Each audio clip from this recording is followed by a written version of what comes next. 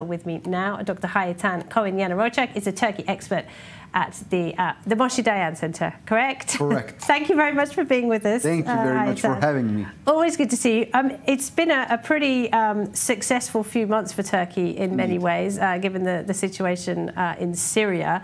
But in terms of their homegrown defense industry, that does seem to be making great strides as well. Indeed. As you already mentioned, they made a very successful venture, especially in Ukraine, and also let us also not forget another arena, the Nagorno-Karabakh. These two arenas provided them new clients, especially in Africa. They are mostly focusing in Africa because the client states, all of these African states who are using these UAVs against kind of guerrilla groups, these UAVs are providing a very efficient Bayraktar. Yes, because the guerrilla groups, they lack electronic warfare devices, so it is very hard for them to take down these Bayraktars. And there is another huge plus. Turkey is not asking any questions regarding the human rights. Why did you use that? Who did you kill? Okay, these are very important questions. And when the provider is not asking these kind of questions and the price of the UAVs are relatively cheaper than the American or the Israeli ones who ask questions, okay, so you tend to choose the Turkish ones. But it's not only that. We are also seeing the Turkish defense industry. They are also producing the frigates, corvettes. They have their own indigenous program called the Milgem, which is the short term for the national warship.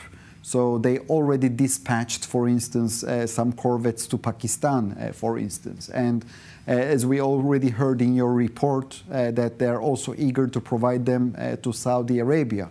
Right. Well, what specifically is interesting about this deal with Saudi Arabia? How will that benefit Turkey strategically if it has this deal? This is something very symbolic.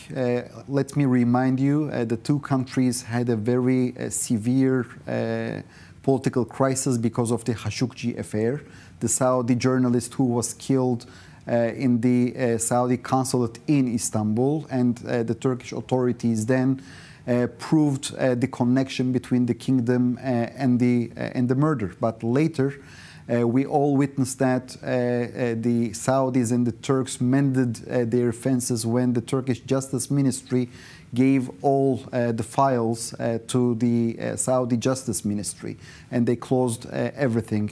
I mean, Erdogan was furious. Erdogan, yeah, because they gravely needed investments, and therefore it was a gradual.